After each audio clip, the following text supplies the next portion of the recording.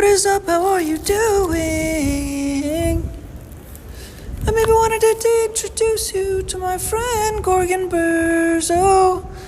He's a little guy that lives on my phone. He's kind of interesting. He's kind of cool. I might try to introduce you to him with a little piece of clothing that I'll try to introduce the following links that might be in the description. And the purpose is to try to get a little bit of art onto some of these podcasts so that you also have a way to interact with a little bit of art and also engage with the brand a little bit more by doing this. Oh yeah, he's a cool little guy. He chills on my phone. He's interesting. He's made of one eyeball and two little legs. All right. Moving into the news. Welcome into the news. Thank you. Nice to have you today. Welcome for coming. Yeah, thanks for coming. Thanks for coming as well. Nice to see you. Oh, and 1, 2, 3, 4. 1, 2, 3, 4. So the first item for today is that we're trying to focus on traveling to work. Try to focus on traveling to work, not working to travel. It's a bit of a differentiation. So we want to work to travel, not travel to work. We want to travel to work. Yeah, because if you're working to travel, then it's kind of like the opposite of how things could be. If you're working to travel and you're traveling to work, then one way or another, then you kind of get there and you just start thinking about things that you have to do when you get back.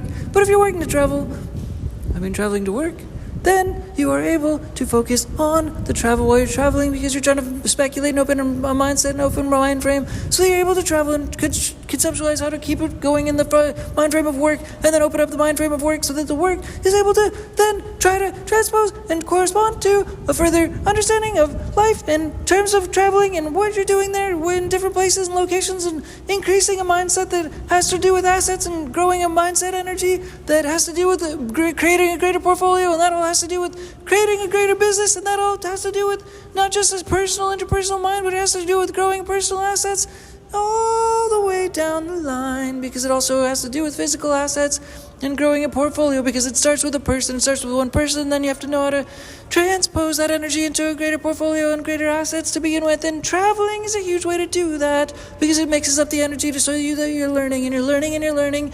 But on the other hand, if you're just working and then you go on traveling and then try to figure out how to trade that energy later so that there's value in the travel, it doesn't exactly work, because ultimately you're just trying to take a break from work and then you're just like doing things that are you just escape a little bit for a little while, then you know that you're going to kind of go back to work, so you're just actually not paying attention to anything while you're traveling anyways. And it's kind of the opposite of the purpose of traveling to begin with, I guess you could say. So it's maybe ideal if you do work to be able to try to hedge working by having a personal brand or finding other things to sell on the side, so maybe ultimately one day it's possible to change those two things in items so you don't have to work someday. Maybe it's possible so that ultimately you can travel to work and not work to travel, if possible, again, because if you're not in the right mind frame while you're traveling to work, to be able to do that, which helps to add to the greater business, a greater business in that sense, as opposed to if you're just working to travel, then if you're completely out of it, you're not in the right mindset necessarily. If you go out and work like that or do that, then you're just completely tuned out. But you want to be tuned out into your environment, you want to be tuned into nature and such things. So that's why it's ideal to try to do it that way if possible, and if nothing else, just to prepare to do that in the future and try to change it into that way into the future so that ultimately things work in the best energies possible as time goes on, if possible, yeah.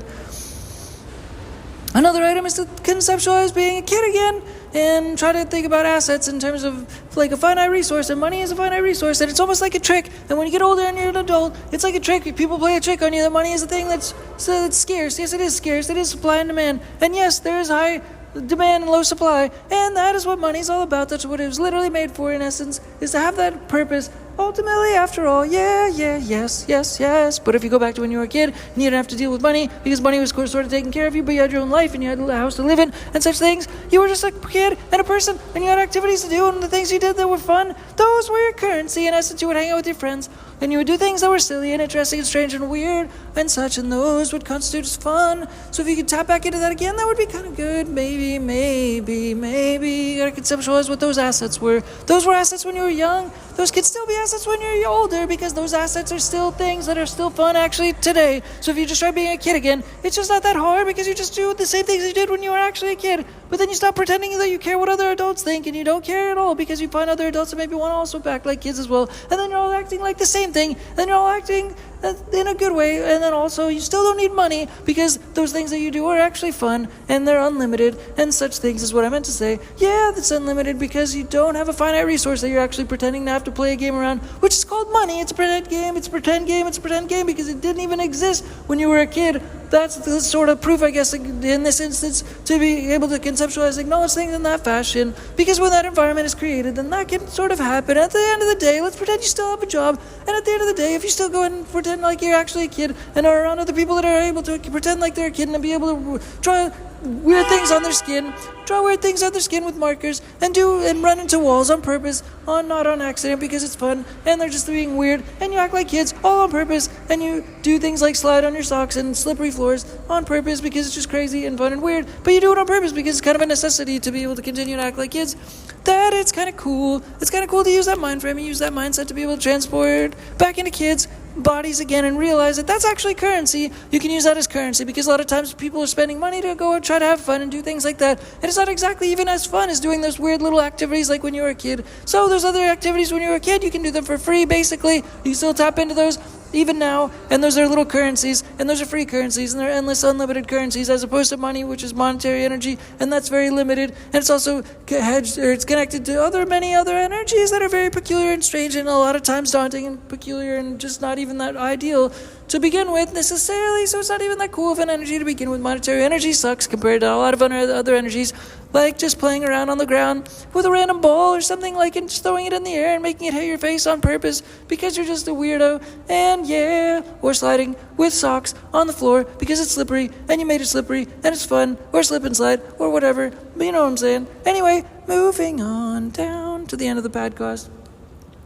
which entails focusing on asking audiences, for trying things wildly, to also go back to the first thing, which is traveling to work and working to travel and such things, because to be able to focus on having a business and talking about doing a business, you need to test the market. It's necessary to implement. It's not just doing ideas. Ideas are one thing, and that's kind of cool, and that it really is actually cool. It really is relevant and really cool to have ideas and such things and write them down and be able to put them on paper, but to be able to start to test the market and implement is the theme of the day. In essence, because you got to implement things and you got to market.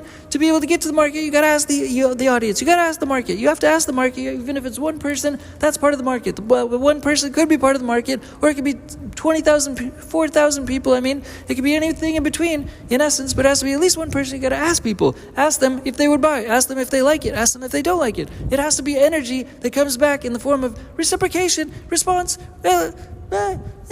feelings that just have to do with the things that you have to try to care about, that you're trying to put into the marketplace, as things that are worth purchasing and such things. But you got to keep testing, got to keep talking, got to keep asking, got to keep communicating, got to keep trying to get those responses, because if you don't ask, it's like it never happened. In essence, it's like an idea on a paper that in the paper went away and flew into the wind and such things, whereas the opposite is kind of a little bit more relevant if you just ask a couple people, even on the street. You just stop random people, and not just people that you're related to that you think might have a jaded opinion or a little bit weird or a contrived opinion necessarily, but you ask random people. You ask a bunch of random people. You especially can ask them on the internet. You can pay a couple dollars to ask them on the internet, because then therefore you have feedback that's outside of yourself, that's subjective as to whether they would buy, and that could go for a range of products, and then you can therefore try to actually sell them, and then it just has the full circle effect for, I guess, the end of the podcast, and hopefully that relates to the full encounter in terms of talking about a couple things that are related to trying to build a greater business and greater business energy in the spirit of spiritual finance, I suppose you could say.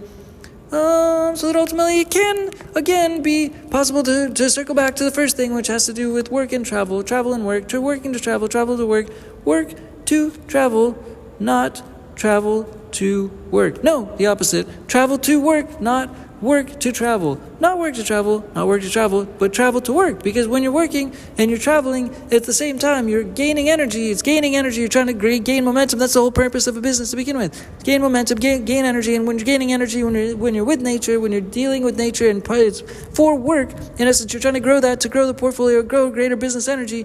as a whole, and being a part of nature is a big part of growing that whole energy as a whole. So let's all focus on that and such things. And I do want you to meet my friend Gorgonzog, the eyeball guy with the 2 legs that I talked about in the beginning. We'll try to make a t-shirt that'll be for sale in the link in the description. Hopefully you can see that there below in the description. I suppose you could say. Anyways, we'll talk to you later. Hopefully you have a good day, I guess. I don't know if anything was left outside of this